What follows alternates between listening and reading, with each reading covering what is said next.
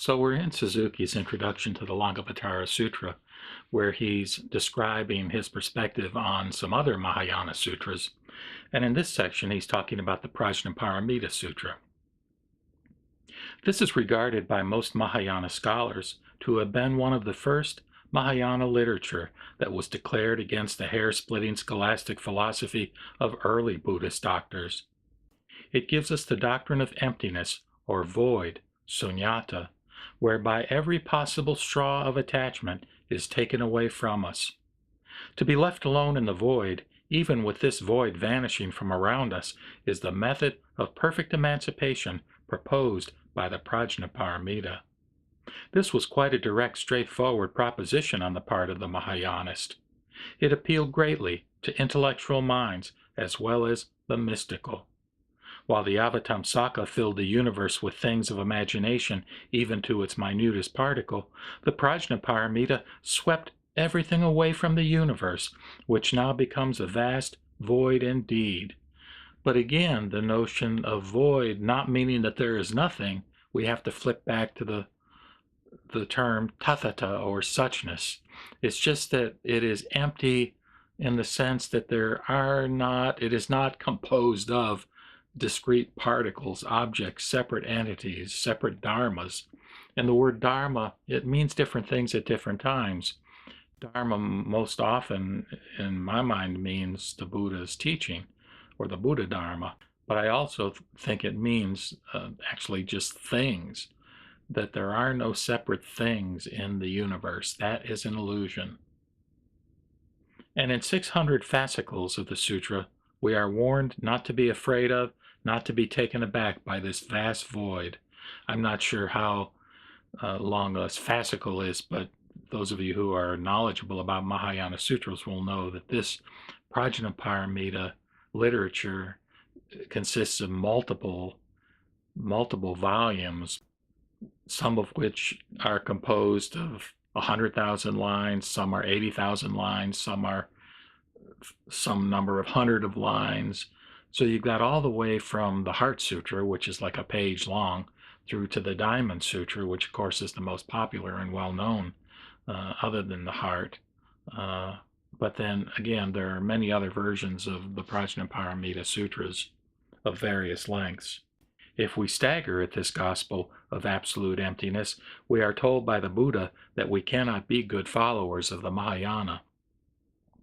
And that's where within these Mahayana sutras, at various points, the disciple, Subhuti, for example, in the Diamond Sutra says, how is anybody going to believe this?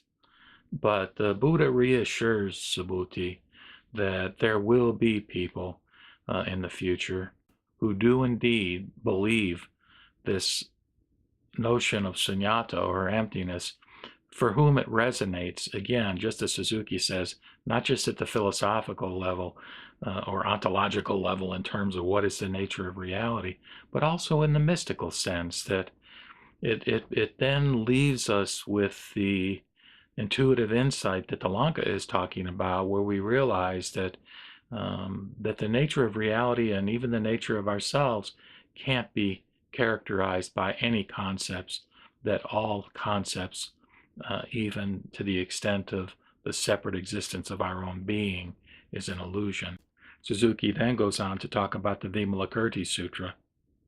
This is a masterpiece, he says, and I really enjoyed reciting it. I actually hadn't been familiar with it. I think I had a copy early on after my conversion, if you will, to Buddhism back in the late 70s, early 80s, but I really hadn't studied it until my friend Sean had encouraged me to recite it. But it really is interesting in terms of its emphasis on non-duality and the way that it portrays that through interactions between this layman who is presenting himself as being ill as he interacts with and essentially becomes the teacher of all these various Buddhist disciples.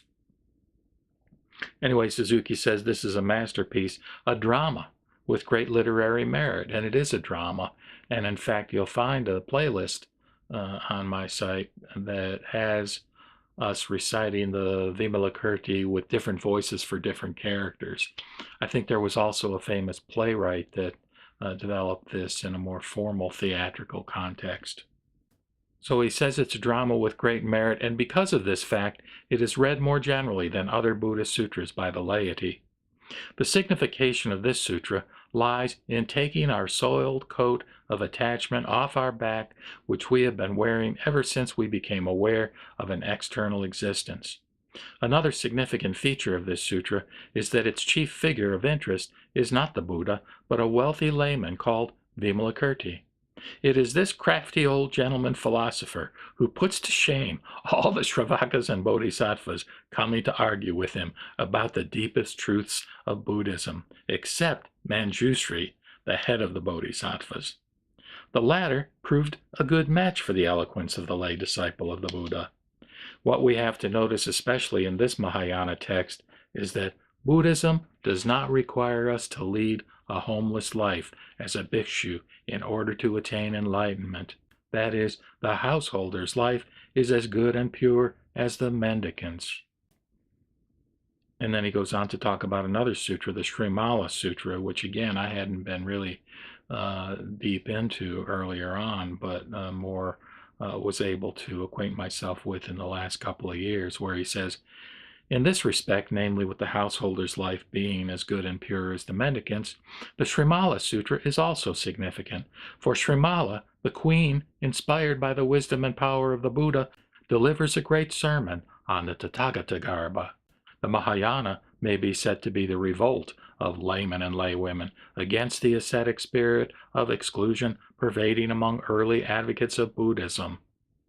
And in that regard, it's noteworthy from my perspective as a Shin Buddhist that that was one of Shinran's major deviations from the tradition that he was associated with, which was the Tendai school, when he basically left the monastery, and through the insights and faith that he gained as a result of his affiliation with Honen, his teacher, pursued after that a path which he called neither a monk nor a layman.